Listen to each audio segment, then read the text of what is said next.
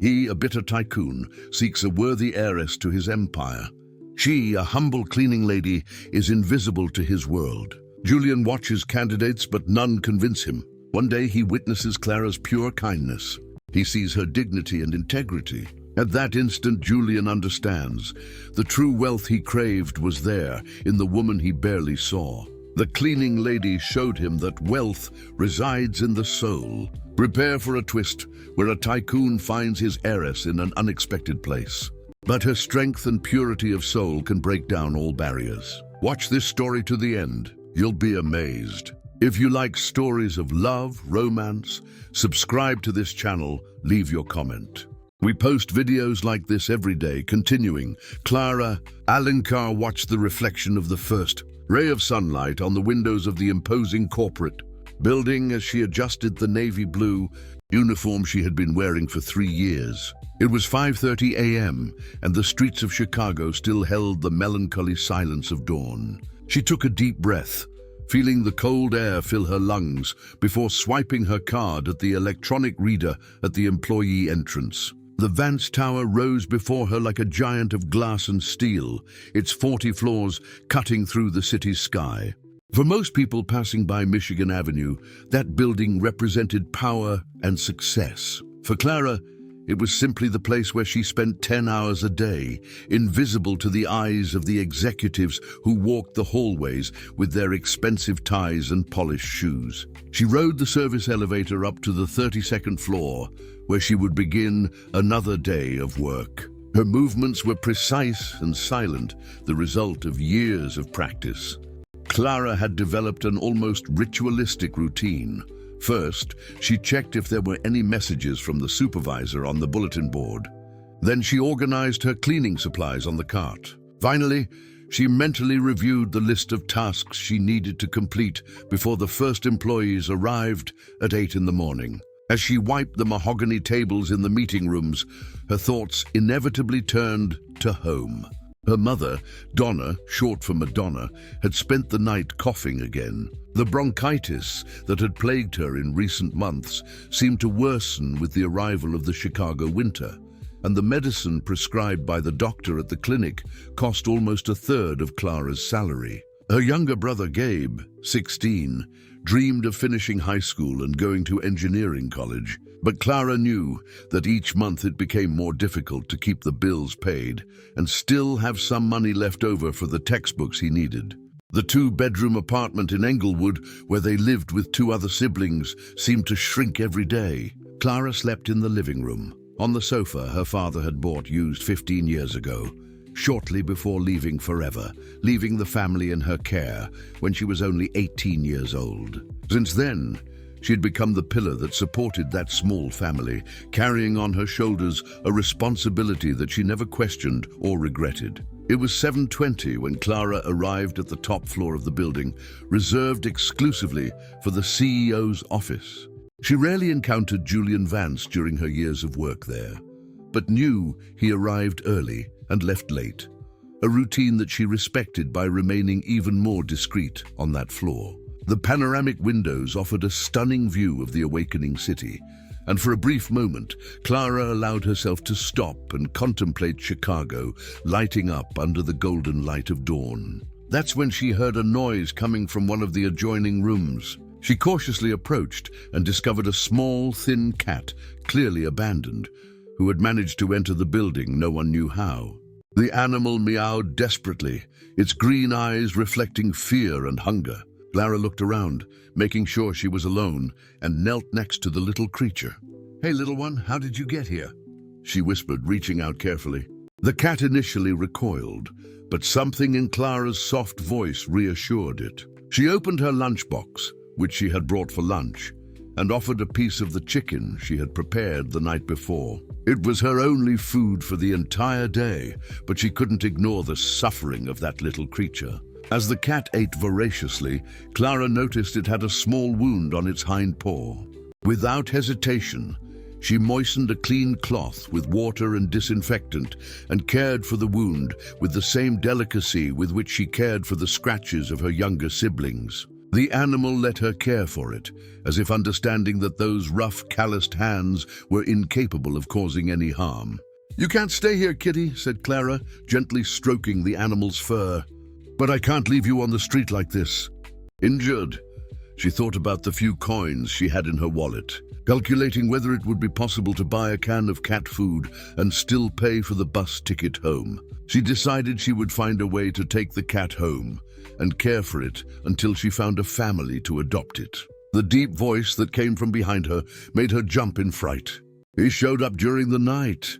Clara turned quickly, coming face to face with Julian Vance for the first time. The gray-haired man with piercing eyes watched her with an expression she couldn't decipher. He wore an impeccable suit, even at that early hour, and there was a quietness in his presence that both intimidated and reassured her. "Mr. Vance, I'm sorry, I didn't know you were here," Clara stammered, trying to get up quickly and almost dropping the cat in the process. "I was just finishing cleaning and—" "You're taking care of him," observed Julian, more as a statement than as a question. Clara lowered her eyes, fearing she might be reprimanded for breaking some company regulation. "He was injured, sir. I couldn't just ignore it." Julian remained silent for a long moment, studying Clara with an intensity that made her feel as if he could read every thought in her mind. Finally, he approached and knelt next to the cat, who immediately snuggled into his hands, purring softly. "How long have you worked here, Clara?" The question surprised her. She had no idea he knew her name. 3 years, Mr. Vance. And you always arrive this early?" "Yes, sir.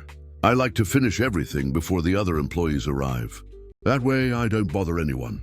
Julian nodded slowly, as if that answer confirmed something he already suspected. Clara remained there, torn between the desire to flee that embarrassing situation and the genuine concern for the well-being of the injured animal. She didn't know that at that moment, through her spontaneous and selfless compassion, she had planted a seed that would change the course of both their lives forever. Julian watched Clara care for the injured cat with an attentiveness she couldn't quite understand. There was something about the way that powerful man studied her that made her both nervous and curious. She had heard the secretaries talking about the CEO in the hallways, a brilliant man in business, but cold and distant in personal relationships. However, the gentleness with which he stroked the animal completely contradicted that reputation. "He needs veterinary care," Julian said, standing up slowly. "The wound could get infected if it isn't treated properly." Clara nodded, mentally calculating how much a vet visit would cost. It was money she didn't have, but she couldn't abandon the animal to its fate. "I'll figure something out, Mr. Vance. Maybe I know someone who can help with the price." "That won't be necessary." Julian took his cell phone out of his pocket and made a quick call. "Dr. Mendez? Julian Vance, I need you to come to my office now. We have a little patient who needs your care." "Yes, right now." Clara was speechless. "Mr. Vance, you don't have to do that. I can—" "It's already done," he interrupted her, but there was no harshness in his voice. "While we wait for the vet, I'd like to ask you a few questions, if I may." Clara's heart raced.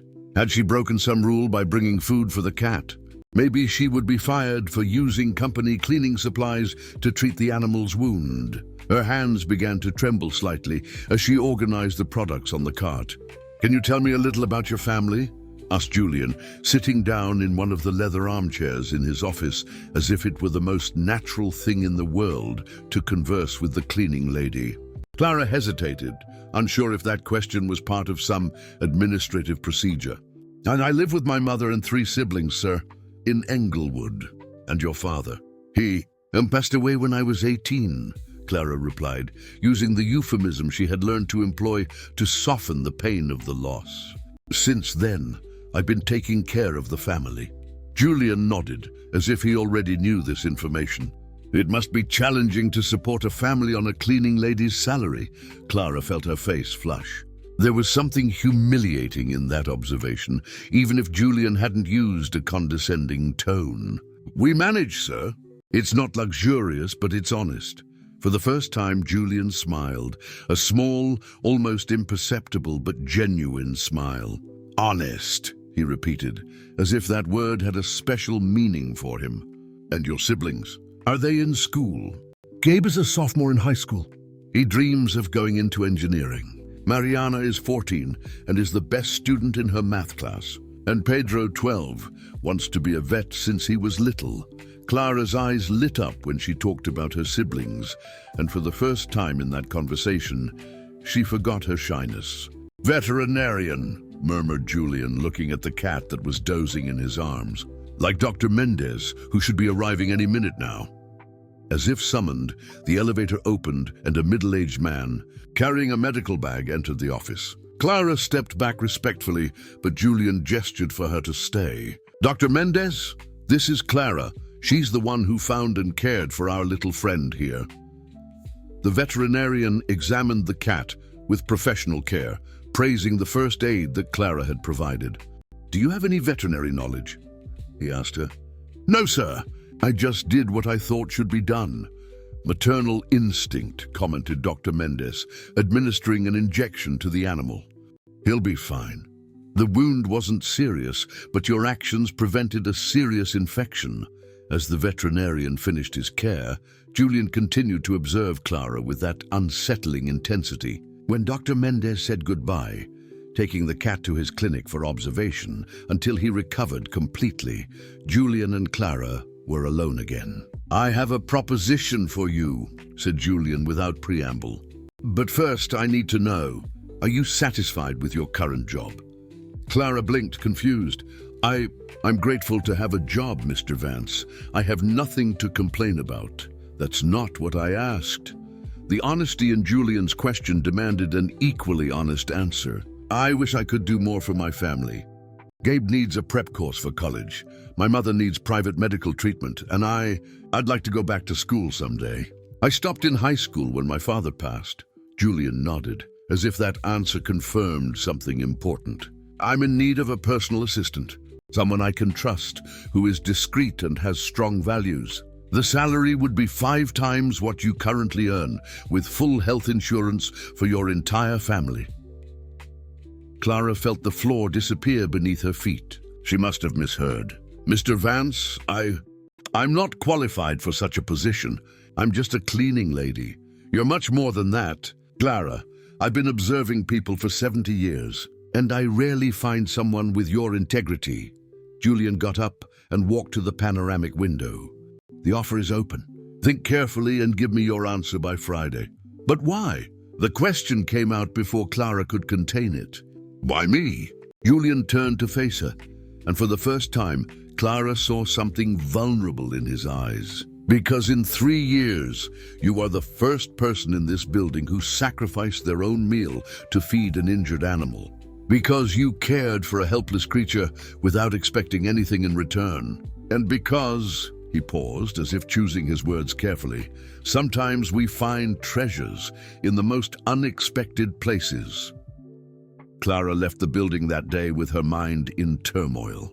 Julian's offer seemed too good to be true, and a part of her suspected that there might be some catch. But when she got home and saw Gabe studying in the dim light of the burned-out light bulb that they didn't have money to replace, when she heard her mother's persistent cough in the next room, when she looked at Mariana helping Pedro with his homework at the kitchen table, Clara realized that this inexplicable opportunity might be the answer to the prayers she silently made every night. She didn't know that Julian Vance had spent 3 years discreetly observing the employees of his company, looking for someone who demonstrated the qualities he valued so highly. She didn't know that her kindness to colleagues in difficulty, her unwavering punctuality, and her genuine humility had caught the attention of the most powerful man in the building. And she certainly didn't imagine that at that moment, Julian was in his office, looking at the city below, feeling for the first time in decades that perhaps he had found someone worthy of carrying on everything he had built throughout his life. Clara spent 3 sleepless nights thinking about Julian Vance's proposal. Sitting on the small balcony of the apartment, watching the lights of the city that never sleeps, she weighed every word of the conversation that had changed the course of her life. On Thursday morning, when her hands trembled slightly as she held the pen to sign the acceptance documents. Clara knew that she wasn't just changing jobs. She was stepping through a door into a world she had always observed from afar. Her first week as a personal assistant was a whirlwind of learning and discoveries. Julian installed her at an elegant desk on the executive floor, just a few feet from his office, and Clara felt like an imposter in that environment of marble and glass. The clothes she wore, her best business outfit bought on clearance 2 years ago, seemed out of place among the expensive suits and designer dresses that circulated through the hallways. "Don't worry about that now," said Julian when he noticed Clara's discomfort on the first day. "What's important is your competence, not your appearance.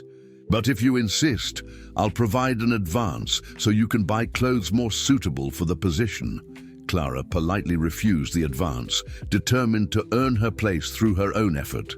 She arrived an hour earlier every day to study the reports that Julian had left on her desk, deciphering corporate acronyms and business terminologies that were completely foreign to her. She carried a small notebook where she wrote down every new word she heard, later consulting the meaning on the old cell phone she had received from Gabe the previous year. Julian was a demanding but fair boss. He explained each task with patience, carefully observing how Clara processed the information. In the beginning, he asked only simple things: organize his schedule, filter calls, prepare basic reports on meetings. But gradually, he began to entrust her with greater responsibilities. "I want you to be present at the meeting with the marketing directors next Tuesday," Julian said on a Friday, causing immediate panic in Clara. "Mr. Vance, I don't understand anything about marketing." "What if I say something stupid? You will just observe and take notes. But I want your perspective on what you hear. Sometimes those on the outside see things that we, because we are too involved, lose sight of." The meeting was a revelation for Clara, sitting silently in the corner of the room. She watched men and women in impeccable suits discussing marketing strategies for a new line of hotels that the company was launching. When Julian asked for her opinion at the end of the meeting, Clara hesitated only a moment before speaking. "Excuse me, gentlemen, but you talked a lot about luxury and exclusivity. But what about normal families? The people who save all year to have a special vacation? Maybe you could think about an intermediate category that offers quality but is accessible to those who don't earn fortunes." The silence that followed was embarrassing. Clara felt her face flush, certain that she had made a terrible mistake. But Julian smiled, that small and rare smile that she was learning to recognize. "Interesting perspective. Do you consider that financially viable?"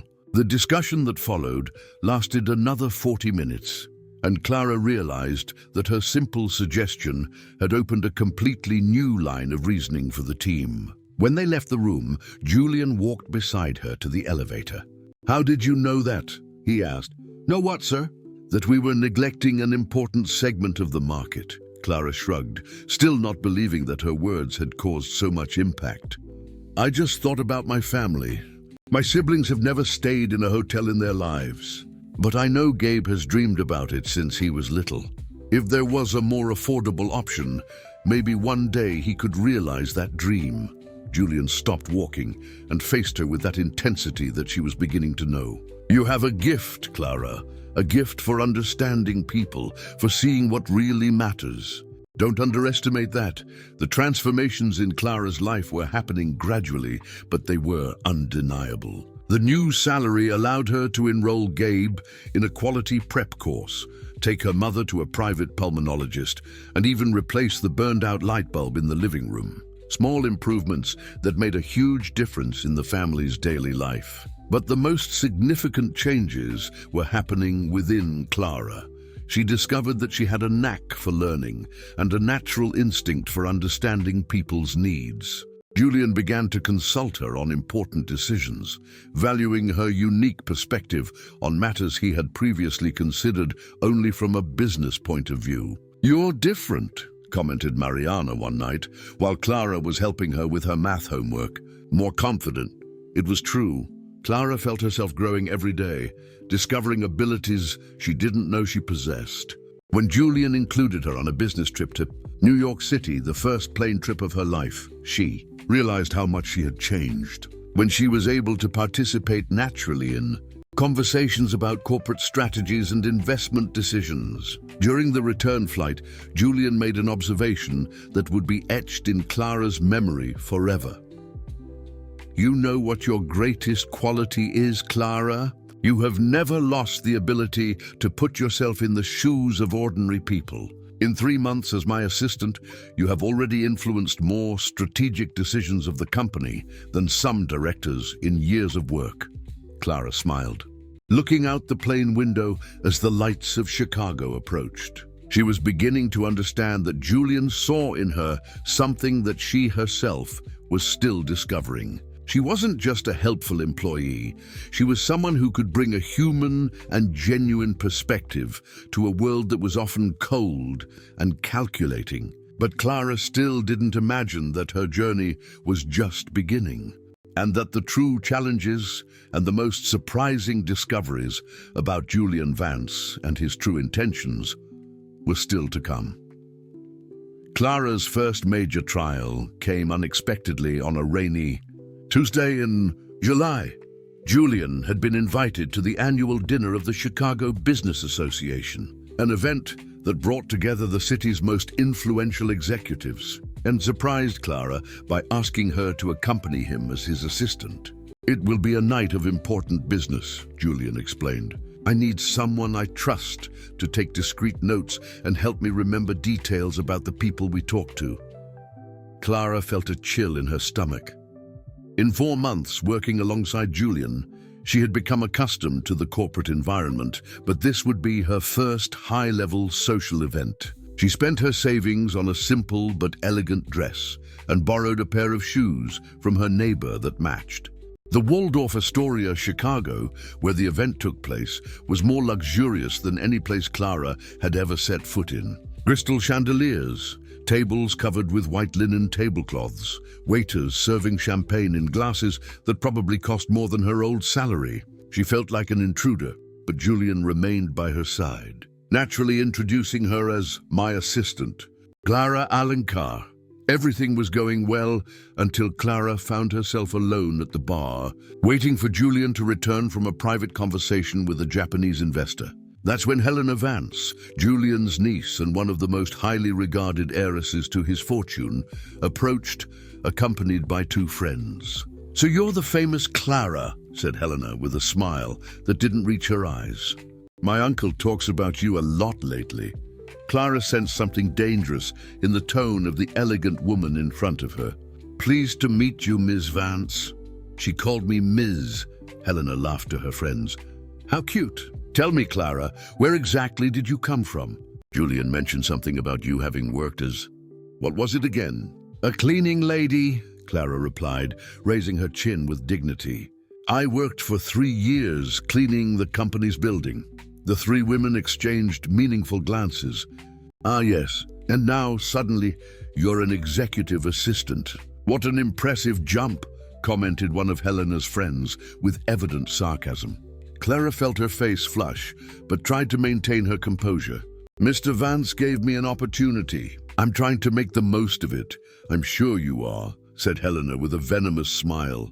"It must be very convenient for you. A pretty young thing, a lonely and rich old man. It's a story we've seen before, isn't it?" The insinuation was like a slap in Clara's face. "It's nothing like that, ma'am.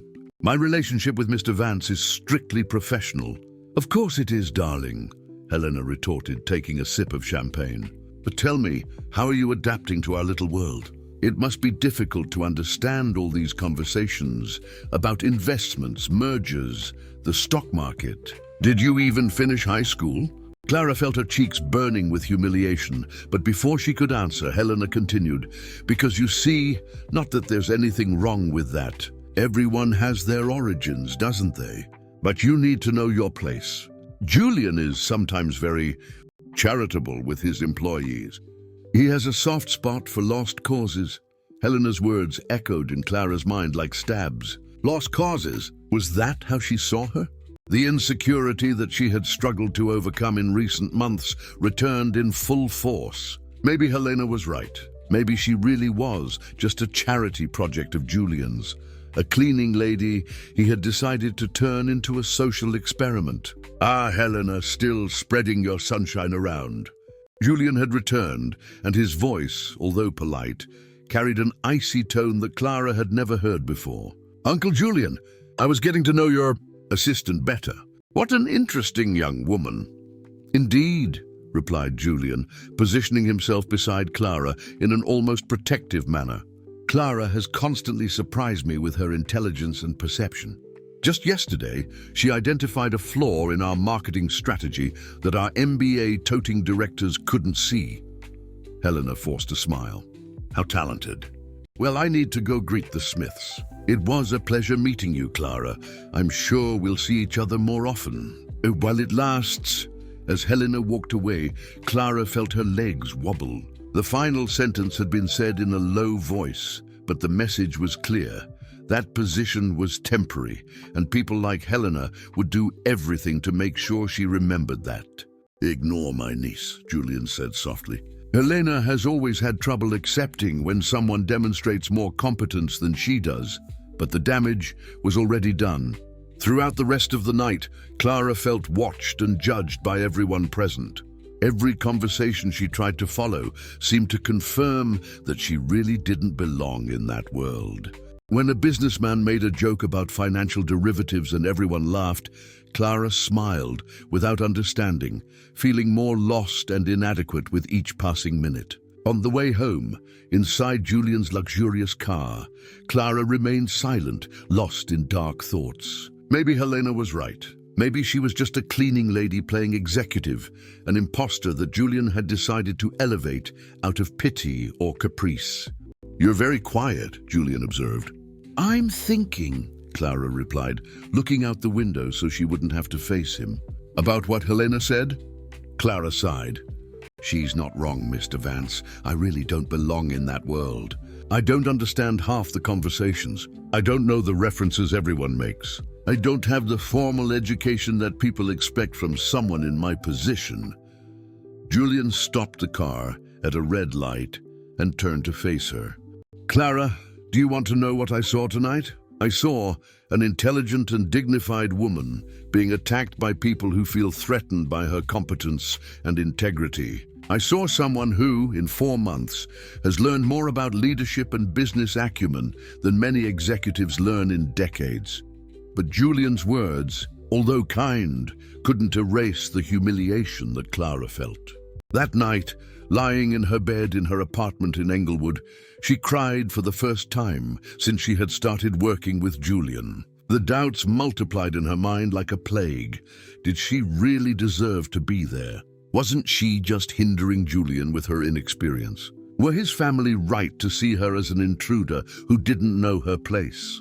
For the first time in months, Clara seriously considered the possibility of giving up everything and returning to her old life, where at least she knew exactly who she was and what her place in the world was. Clara arrived at work the next morning, determined to resign. She had spent the night writing a respectful resignation letter, thanking Julian for the opportunity, but explaining that she recognized her limitations and preferred to return to her previous position. She put the letter in her purse and went up to the executive floor with a heavy heart, but convinced of her decision. Julian wasn't in his office when she arrived. According to the schedule, he had an external meeting that would last all morning. Clara took advantage of his absence to organize the last reports and prepare a clean transition for whoever took over her position. That's how she would do things, with dignity and professionalism, even in farewell. That's when Mercedes Oliveira, Julian's secretary for over 20 years, approached her desk carrying 2 cups of coffee. "May I sit down?" asked the gray-haired woman with a maternal smile. "You look like you need company." Clara gratefully accepted the coffee. Mercedes was one of the few people in the building who had always treated her with genuine kindness, without condescension or malicious curiosity. "I heard you met Helena last night," commented Mercedes, with a tone that suggested much more knowledge than she let on. Clara almost choked on her coffee. Do you know what happened? Honey, I've worked for Julian Vance for 2 decades. There's nothing about this family I don't know. Mercedes took a sip of her coffee and studied Clara with kind but discerning eyes. Helena is a snake, always has been. Ever since she was little, when she came to visit Julian in the office, she already demonstrated that venomous nature.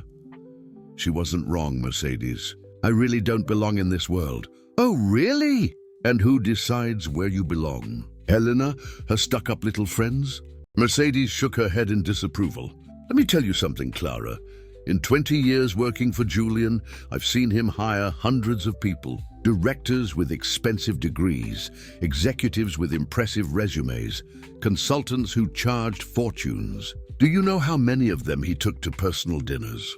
How many did he introduce as someone he truly trusts? Clara waited in silence, sensing that Mercedes had something important to say. 0. None. Julian Vance is a man who built an empire, but who surrounded himself with high walls around his heart. He doesn't trust anyone easily. And yet, Mercedes made a significant pause. In just a few months, you've achieved something no employee has achieved in decades. What? Asked Clara, confused. You made him smile for real. You made him interested in someone again. Mercedes leaned forward, lowering her voice. Clara, can I tell you something I probably shouldn't? 3 years ago, Julian asked me to discreetly observe some employees. He was looking for something specific, although he never told me exactly what. Clara's heart raced. Observe how? Reports on punctuality, relationships with colleagues, integrity at work. Small things that reveal a person's character. Mercedes smiled gently. Your name appeared in those reports dozens of times, always for the right reasons. Clara felt a shiver run down her spine. He was watching me since I was a cleaning lady. Not just you, several employees, but you were the only one who consistently demonstrated the qualities he was looking for. Mercedes hesitated, as if she were about to reveal an important secret. Clara, have you ever wondered why a 70-year-old man at the height of his business success suddenly decides he needs a personal assistant? Why didn't he promote someone from within the company, someone with more experience? Clara shook her head slowly, a suspicion beginning to form in her mind. Julian doesn't have children. His only relatives are people like Helena, who see his fortune only as something to be inherited and wasted. He built an empire based on values that very few people around him share. Mercedes paused, letting the words sink in. Have you ever considered that maybe your hiring wasn't casual? That maybe Julian is looking for something more than just an assistant? Before Clara could completely process what Mercedes was implying, Julian walked into the office, interrupting the conversation. Mercedes got up quickly, greeted Julian with professional naturalness, and returned to her desk, leaving Clara with her mind in turmoil. Good morning, Clara, said Julian, seeming more observant than usual. How are you feeling after last night? Clara touched the resignation letter inside her purse, but Mercedes's words still echoed in her mind. I'm fine, Mr. Vance, just thinking about some things. Julian studied her for a long moment. You know, Clara, I received an interesting call today from Mr. Tanaka, the Japanese investor I spoke with yesterday. He was impressed with you, with me, but I barely spoke to him. Exactly. He said it was the first time in years that he had met someone in the business world who greeted him with genuine cordiality, without ulterior motives or financial interest. He asked me a curious question, if you would be interested in participating in a social responsibility project he is developing. Clara blinked, surprised. I don't understand. He wants to create a microcredit program for low-income families in Brazil. He needs someone who really understands the needs of these people, not just theoretically, but from personal experience. Julian approached her desk.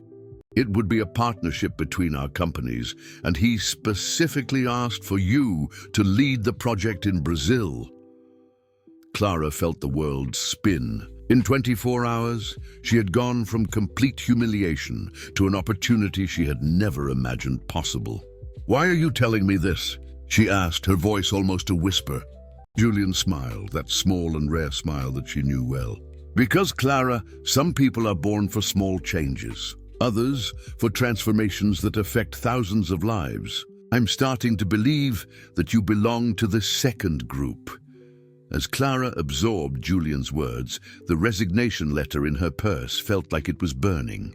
Mercedes's insinuations about Julian's true intentions mingled with this new opportunity, creating a puzzle that she couldn't completely decipher yet. But one thing was becoming clear. There was much more going on than she imagined, and her journey was just beginning. The opportunity with the microcredit project should have been the happiest moment of Clara's career, but fate had other plans. The following Friday, when she was finalizing the details of the proposal she would present to Mr. Tanaka, she received a call that changed everything. "Clara, you need to come home now," said Mariana's tearful voice. "Mom passed out at work and is in the hospital. The doctors said it's serious." Clara felt the world collapse. Donna had insisted on continuing to work as a housekeeper, even though Clara could now support the family on her own. "I need to keep busy," she always said. "I don't want to be a burden to you." But the bronchitis had turned into pneumonia, and now the doctors were talking about heart complications resulting from the prolonged infection. Julian immediately released Clara to go to the hospital, offering the best private medical care. For 3 days, Clara didn't leave her mother's side, sleeping in an uncomfortable chair next to the bed, eating only the sandwiches that Gabe brought from work. It was during this agonizing vigil that Helena chose to deliver her cruelest blow. On Monday morning, while Clara was still at the hospital, photographs and information about her began circulating on social media and in business WhatsApp groups. Photos of her old house in Englewood, with the caption, "The new protege of tycoon Julian Vance." Prints of her old conversations on Facebook, where she commented on financial difficulties. Even a photo of her in a cleaning lady's uniform, taken from some company security file. The defamatory campaign was subtle but devastating. It didn't attack Clara directly, but questioned the suitability of someone with her background to represent companies in international negotiations. They suggested that Julian was being emotionally manipulated by a skilled opportunist.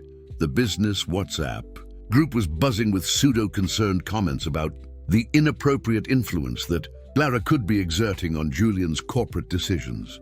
Mercedes was the one who told Clara about the attack, visiting her at the hospital with tears in her eyes. "Honey, I need to warn you about what's happening," she said, showing the screenshots on her phone. "Helena is behind all of this. She got allies and is trying to destroy your reputation before Julian makes any important decisions about your future in the company."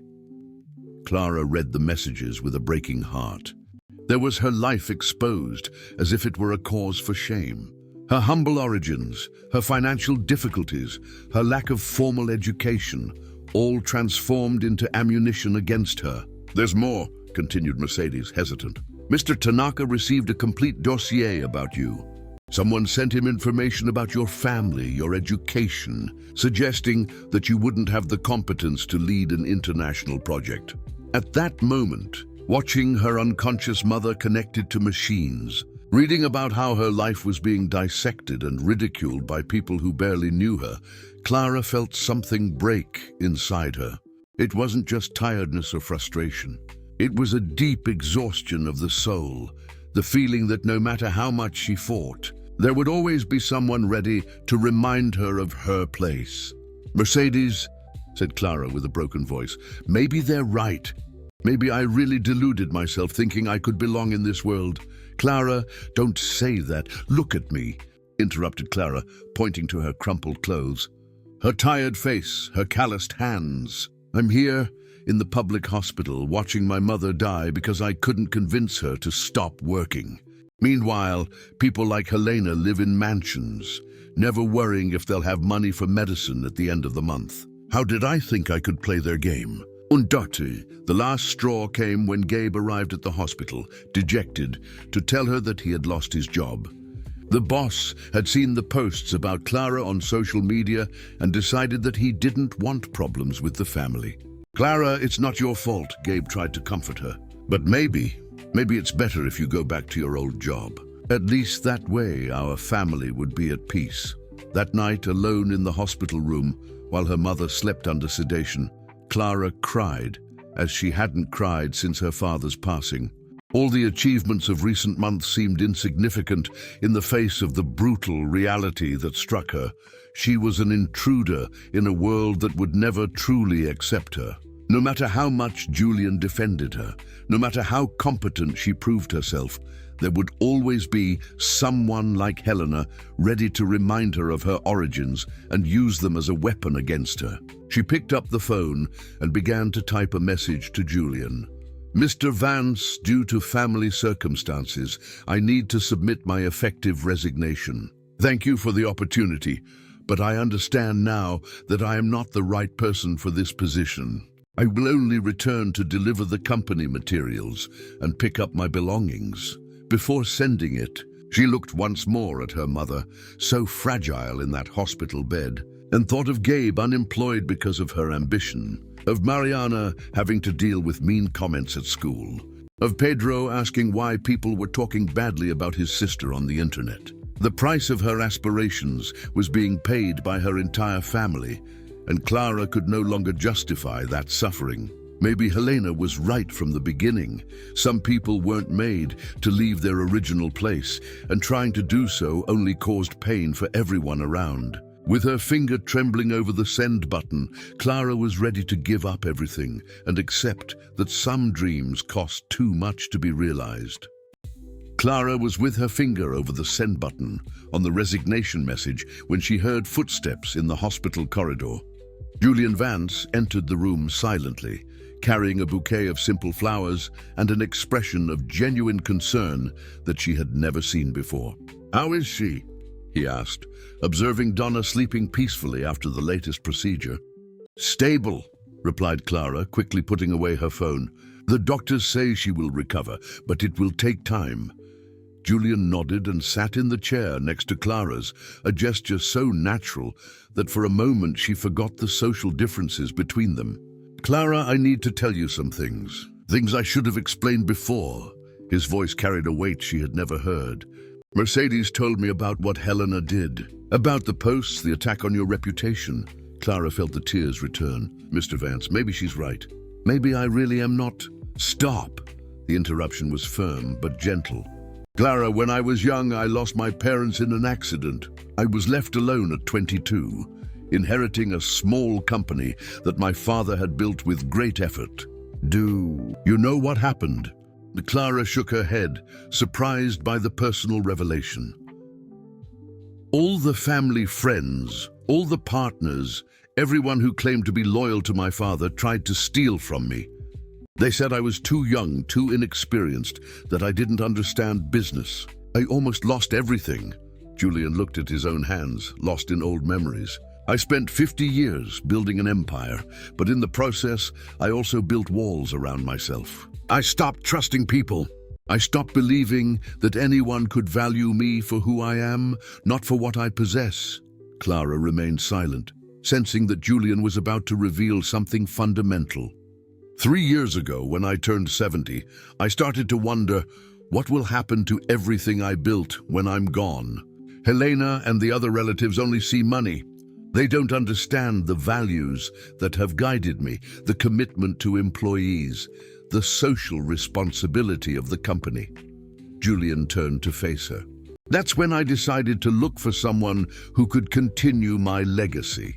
Not necessarily someone from the family, but someone who shared my values." Clara's heart raced as the pieces began to fall into place. Mercedes's words, Julian's special attention, the opportunities that seemed too casual. "You were testing me," she whispered. "Watching for 3 years. You never knew, but I was receiving weekly reports on several employees. Punctuality, relationships with colleagues, integrity, compassion."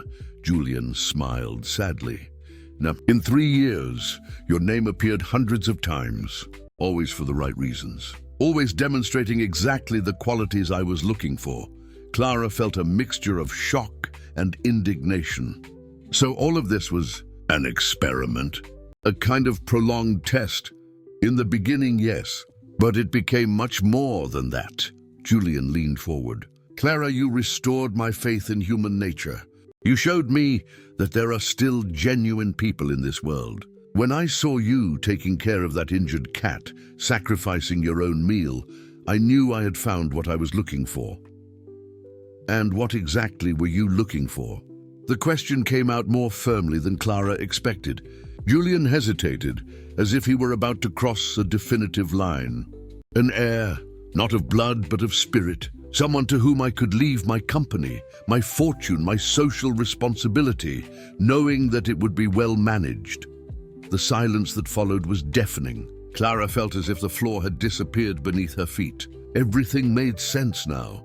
The special attention, the opportunities, the project with Tanaka. That's why Helena hates me so much, Clara murmured. She knows. Helena suspects, and she's desperate to stop me from making a decision I consider inevitable. Julian got up and walked to the window. Clara, in 6 months working with me, you have revolutionized our approach to social responsibility, identified opportunities that our directors didn't see, and demonstrated a practical wisdom that is not learned in universities. Clara felt a strange anger growing inside her. It wasn't anger at Julian, but at the circumstances, at Helena, at the whole situation that made her feel like a puppet. What if I don't want to? She asked, surprising herself with the audacity. What if I don't want to be your chosen heir? What if I just want to be Clara Alencar, a normal person with a normal life? Julian turned to face her, and for the first time, Clara saw real vulnerability in his eyes. That's your choice, Clara. It always has been. I can offer opportunities, but I can't force anyone to accept them. At that moment, watching her mother sleeping, thinking of Gabe unemployed, and of Helena spreading poison about her family, Clara felt something change inside her. She was no longer the insecure cleaning lady who accepted everything in silence, nor was she the grateful assistant who was content to be protected by Julian. Helena won't stop, said Clara with a determination that surprised both of them. She will continue attacking my family, spreading lies, trying to destroy me until I give up. Probably, agreed Julian. Clara got up, feeling a strange strength growing inside her. Then I need to face her, not as the humble cleaning lady she expects me to be, not as Julian's protégé who accepts insults in silence, but as someone who has the right to fight for her own future. Julian watched the transformation in Clara with fascination. What do you intend to do? Clara looked at her mother, then at Julian, and finally at her own reflection in the dark window. I'm going to show Helena and everyone else exactly who Clara Alencar is. I'm going to prove that I'm not an opportunist or an imposter. I'm someone who deserved every opportunity she received. She paused, taking a deep breath. And if you really believe that I can carry on your legacy, then I'm going to fight for it. But I'm going to fight my way with my truth. Julian smiled, not that small and rare smile, but a full, proud smile. And how do you intend to do that? Clara felt the plan forming in her mind, piece by piece. Helena had made the war public, spreading Clara's life for everyone to see. Maybe it was time for Clara to do the same. Not with lies and insinuations, but with the pure truth about who she was and where she came from. I'm going to tell my own story, said Clara, with a conviction that surprised her. I'm going to show that I'm not ashamed of being who I am, and I'm going to challenge Helena to face me face to face. In front of everyone, she tried to poison against me. The final confrontation was approaching, and for the first time in days, Clara felt ready to fight. 2 weeks later, Clara was once again at the Waldorf Astoria, Chicago, but this time on her own initiative. She had organized a press conference about the microcredit project with Mr. Tanaka, inviting all the business people that Helena had tried to poison against her. The difference was that now Clara was no longer hidden behind Julian. She was at the front, taking the lead in her own story. Good evening, everyone, began Clara, standing before the microphone, wearing a simple but elegant suit that she had bought with her own money. My name is Clara Alencar, and many of you know me from the information that has recently circulated about my life. I'm here today to tell my version of that story. The hall was packed. Julian sat in the front row, radiating pride. Helena was present with an expression of surprise and growing concern. Mr. Tanaka had flown in specially from Japan to hear Clara personally. It is true that I worked as a cleaning lady for 3 years.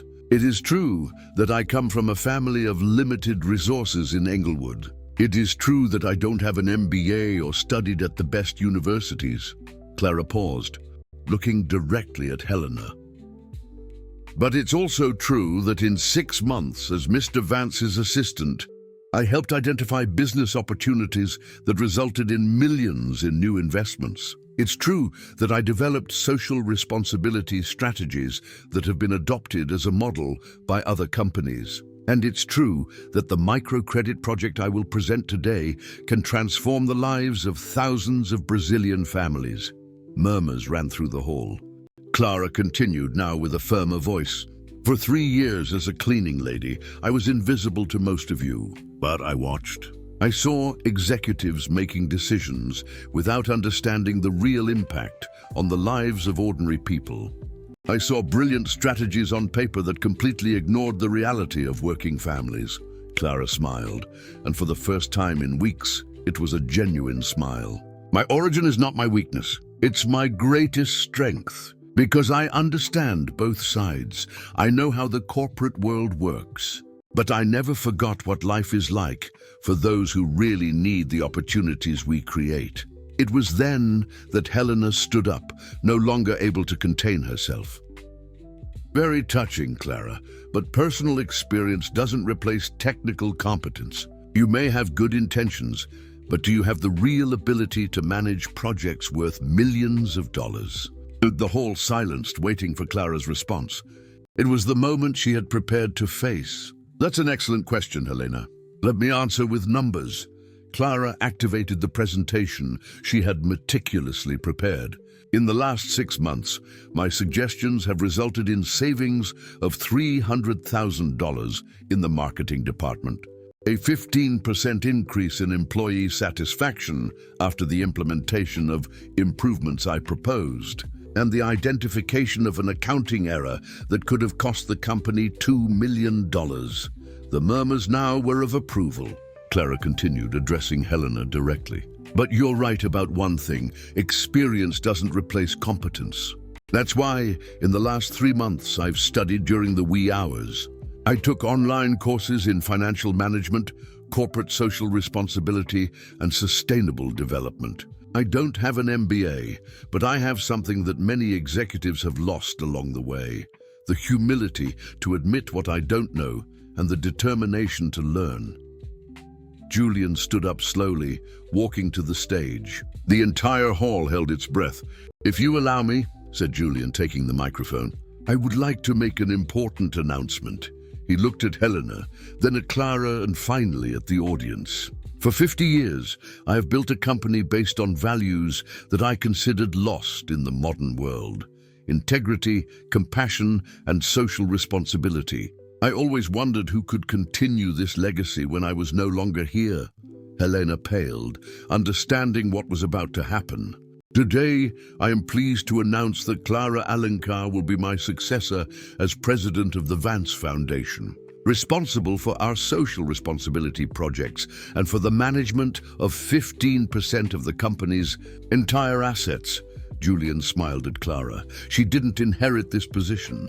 She earned it day after day through her competence, vision, and above all, through her ability to never forget where she came from. The hall exploded in applause. Helena left furiously, but Clara barely noticed. She was absorbing the reality that she had won, not only Helena, but her own insecurities and limitations. Mr. Tanaka approached the stage. "Ms. Alencar, it will be an honor to work with you on the microcredit project. Your presentation was the most authentic and convincing I have seen in 30 years of business." Months later, when Clara visited her mother, now fully recovered and living in a new house that Clara had bought in the same neighborhood where they had always lived, Donna held her hands and said, "Daughter, you haven't changed who you are." You've just become who you always were inside. Gabe had resumed his studies with a full scholarship that Clara got for him. Mariana was standing out even more at school, inspired by her sister's example. And Pedro, now 13, spoke proudly about his sister who helps poor families like ours have better opportunities. Clara learned that true wealth was not in the money she now managed, nor in the recognition she received, but in the ability to use her position to create bridges between different worlds. She kept her feet on the ground of her origins, while raising her head to reach dreams that had previously seemed impossible. The cleaning lady who became an heir not of blood, but of values, proved that some transformations don't change who we are. They just reveal who we were always capable of being. Dear listeners, we hope that the journey of Clara Alencar has touched you deeply. To continue this emotional journey through stories that celebrate the strength of the human heart, we have prepared a special collection of equally captivating narratives. Find this exclusive playlist by clicking to your left. If Clara's story resonated with you, don't forget to subscribe to our channel and like this video. Every day, we bring unique stories that explore the complexity of life, the power of determination, and the beauty of human transformations. Don't miss our next content, where other courageous souls share their journeys of overcoming. We look forward to seeing you in the comments to know which part of Clara's story moved you the most.